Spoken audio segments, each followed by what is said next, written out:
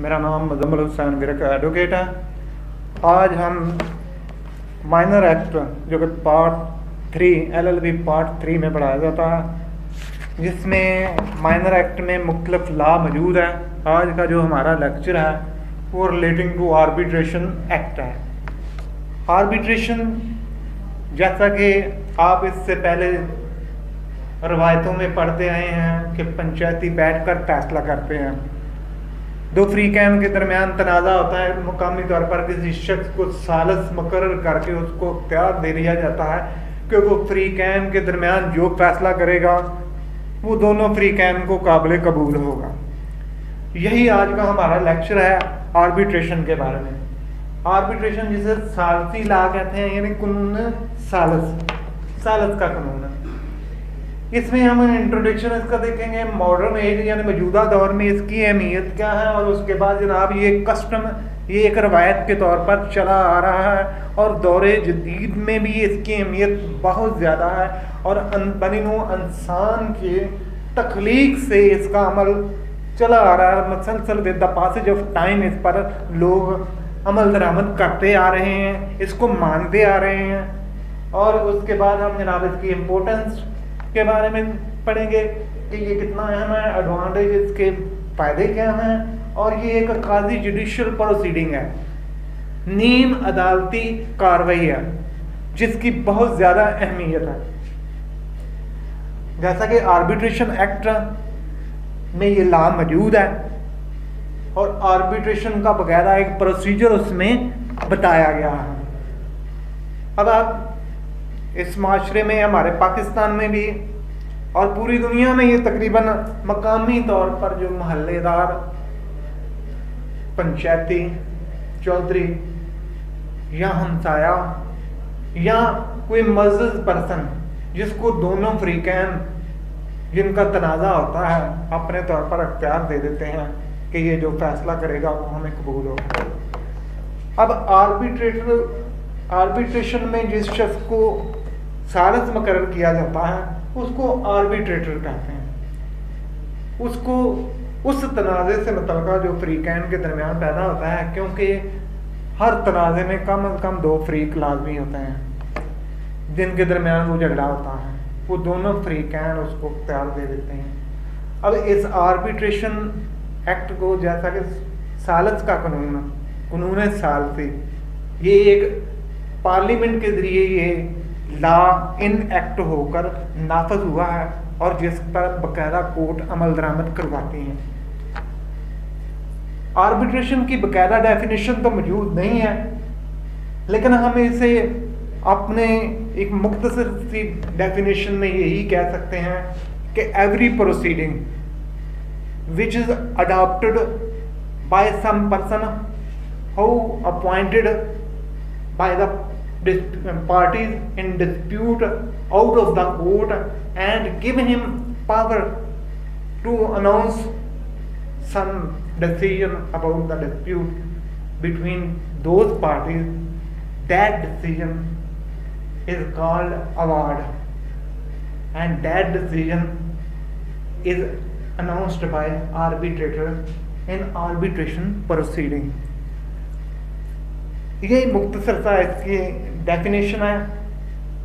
उसको पॉइंट किया जाता है, उसको पावर दी जाती है, वो फैसला अनाउंस करता है।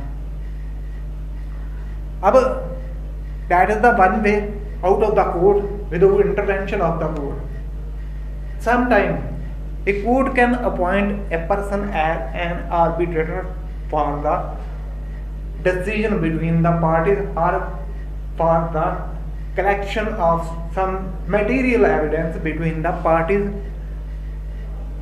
and submit a report before the court, and on such report court can give a reasonable verdict relating to that dispute which has been arisen between the parties। Introduction की हम बात करते हैं। Arbitration with the passage of time, with the creation of with the creation of people, with the creation of population, many dispute has been arisen between the people, and these dispute can be resolved easily by a local person. So due to that reason, both the parties try to give the power to the local person to announce a decision between them after hearing both the parties. अब जनाब वो दोनों फ्रीकैन उसको अख्तियार दे देते हैं कि जनाब हमारा मौक़िफ़ सुन के जो फैसला आप बेहतर समझते हैं, वो अख्तियार उनसे बकायदा एफिडेविट लेता है कि आप मुझे लिख कर दें कि मैं जो फैसला करूँगा वो कबूल हो। ये है appointment of arbitrator out of the court. और ये इंट्रोडक्शन के सालिस मुकर्रर कर दिया जाता है, उस सालिस में उनके दरमियान फैसला करना होता है। मॉडर्न एज में, आज के दौर में भी इसकी अहमियत है। जैसा कि मैंने आपके पहले बताया कि एक मकामी बंदा उन फ्रीकैन के दरमियान जो तनाज़ा होता है उसको बड़ी अच्छी तरह से सुलझा सकता है, क्योंकि उसको सारे हालात वाक़यात का पता होता है, वो पार्टीज़ को पहले से ही जानता होता है, उसने सारा वो डिस्प्यूट देखा होता है, सुना होता है, समझा होता है। उसके बाद जनाब इसलिए मॉडर्न एज में इसकी बहुत ज़्यादा अहमियत है। और कोर्ट भी बाद औक़ात मामला जो कोर्ट में जब आप दावा दायर करते हैं, कोर्ट में कोई डिस्प्यूट चल रहा हो, तो कोर्ट किसी मुनासिब शख्स को जो वहाँ लोकल हो या उनके दरमियान उस तनाज़े को समझता हो, अपने तौर पर भी भेज सकती है। On the choice of the parties भी उस मामले को रेफर कर सकती है कि वो शख्स इनके दरमियान जो तनाज़ा है उसको बेहतर तरीके से समझ कर इनके दरमियान फैसला करे, या उसके बारे में बकायदा इंक्वायरी तहकीक करके उनके पार्टीज को सुनकर कोर्ट में रिपोर्ट अपनी पेश करे। उसके बाद जनाब कस्टम, ये आर्बिट्रेशन लॉ, हर लॉ ही तकरीबन सबसे पहले कस्टम पर मबनी होता है। एक कस्टम को जब हम बार बार इस्तेमाल करते हैं, बार बार उस पर अमल करते हैं, तो वो आहिस्ता आहिस्ता उसको हम पार्लियामेंट के ज़रिए एक्ट बनवा लेते हैं, उसको एक्ट बना दिया जाता है, वो लोगों पर लागू कर दिया जाता है। उसके बाद जनाब इम्पोर्टेंस, जैसा कि ऊपर वाले तीनों पॉइंट में ये सारी इम्पोर्टेंस ही है, इनकी इम्पोर्टेंस यही बड़ी है कि वो मकामी शख्स जब उनको सुनता है फ्रीकैन को, तो वो उनकी शहादत लेता है और उसके मुताबिक उसको ज़ाती तौर पर भी इल्म होता है, वो उनके दरमियान कलेक्शन ऑफ एविडेंस का या पावर अपनी इस्तेमाल करते हुए उनके दरमियान बेहतर फैसला कर सकता है, बेहतर अपनी रिपोर्ट पेश कर सकता है relating to the dispute between the party, और कोर्ट को बहुत ज़्यादा असिस्ट कर सकता है वो लोकल पर्सन उनके दरमियान मामले को सुलझाने के लिए, इवन देन उनके दरमियान कंप्रोमाइज़ करवाने के लिए, इवन देन उस डिस्प्यूट को एंड करने के लिए उसका काफ़ी रोल अदा कर सकता है। एडवांटेज इसकी बहुत ज़्यादा है, ये सारे एडवांटेज ही है। एक लोकल पर्सन जब डिस्प्यूट को देखता है तो वो उस नुक्ता नज़र से देखता है कि वो एंड शुरू से लेकर एंड तक उसके तमाम कहानी उसके इल्म में होती है, वो पार्टीज को समझ सकता है, वो पार्टीज से उस तरह की तहकीक करवा सकता है, उस तरह की नॉलेज, उस तरह का वो उसके बारे में जांच पड़ताल करवा सकता है जो कि ज़रूरी होती है उस डिस्प्यूट को ख़त्म करवाने के लिए, उस मामले को एंड करने के लिए। और एडवांटेज ये भी बड़ी है कि डिस्प्यूट चल रहा और आप मकामी शख्स को सालिस मुकर्रर कर दें, तो वो दिन रात उसमें सारा महल्लेदारों के वहाँ तक भी पहुँच सकता है जिनके बारे में बात पार्टीज कंसील करती हैं, उनको नहीं पेश करना चाहती या उनको शहादत में पेश करने से हेजिटेट करती हैं या जानबूझ कर नहीं पेश करती, तो वो उनसे तहकीक करके उनसे पूछ के उस मामले के बारे में अच्छी तरह से जांच पड़ताल करवा सकता है। काजी जुडिशल प्रोसीडिंग है, ये जुडिशल प्रोसीडिंग नहीं है, क्योंकि आर्बिट्रेशन लॉ के तहत, आर्बिट्रेशन एक्ट के तहत जो सालिस मुकर्रर किया जाता है, जो आप किसी शख्स को पावर देते हैं, वो उसकी तमाम कार्रवाई जुडिशल नहीं होती, वो काजी जुडिशल तो हो सकती है, नॉन जुडिशल हो सकती है, लेकिन जुडिशल नहीं है।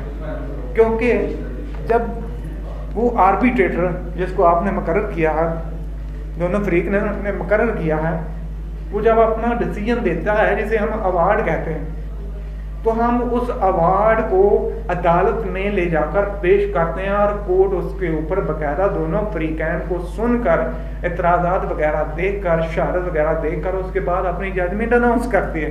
तो वो जुडिशल प्रोसीडिंग है। इसलिए अवार्ड को, सिंपल अवार्ड को हम जुडिशल प्रोसीडिंग नहीं कह सकते। अवार्ड मीन क्या, ये वो सारथी फैसला है जो आर्बिट्रेटर अनाउंस करता है,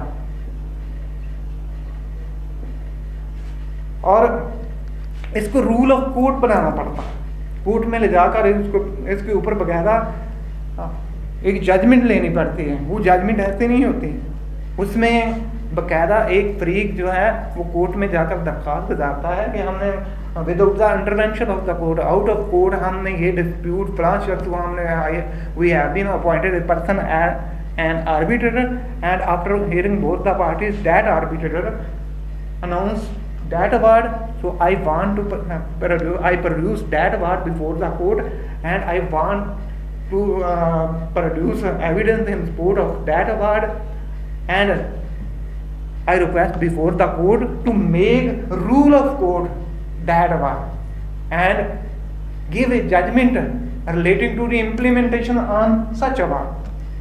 उसको हम जनाब कहते हैं कि ये सालती फैसला रूल ऑफ कोर्ट बन के जजमेंट जब पास होगी तो उस पर उसके मुताबिक, उस सालती फैसले के मुताबिक अमल दरामद होगा। और इसमें आर्बिट्रेशन में उसकी अपॉइंटमेंट किस तरह होती है ये हम पढ़ेंगे कि आर्बिट्रेटर सबसे पहले तो इसमें जो फरीकैन के दरमियान डिस्प्यूट होता है तो फरीकैन बैठकर उसके बारे में एग्रीमेंट करते हैं, जिसे हम एग्रीमेंट आर्बिट्रेशन एग्रीमेंट कहते हैं। और इसी आर्बिट्रेशन एग्रीमेंट के मुताबिक फरीकैन किसी को सारत मुकर्रर करती हैं और उसको पावर दे देती हैं कि आप हमारे दरमियान जो फैसला करेंगे वो हमें काबिल कबूल होगा। अपॉइंटमेंट इस तरह भी होती है, अपॉइंटमेंट कोर्ट के ज़रिए भी होती है और कोर्ट की इंटरवेंशन के बगैर भी होती है। अपॉइंटमेंट के कितने तरीके हैं, पावर कितनी है, और उन पावर में क्या कौन कौन सी पावर आर्बिट्रेटर इस्तेमाल कर सकता है, और आर्बिट्रेटर को किस तरह रिमूव किया जा सकता है, हटाया जा सकता है, और आर्बिट्रेटर की अथॉरिटी किस तरह ख़त्म की जा सकती है।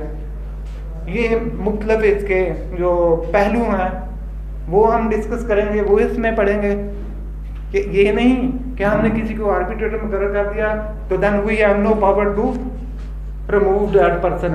तो नेक्स्ट लेक्चर में इंशाल्लाह इसके पावर के बारे में हम पढ़ेंगे कि आर्बिट्रेटर की पावर कौन कौन सी है। इंशाल्लाह नेक्स्ट जो है वो लेक्चर वो भी इंशाल्लाह हम आपको ऑनलाइन अवेलेबल होगा, और इसी लॉ से मतलब हम बेहतरीन इंफॉर्मेशन आपको प्रोवाइड करेंगे।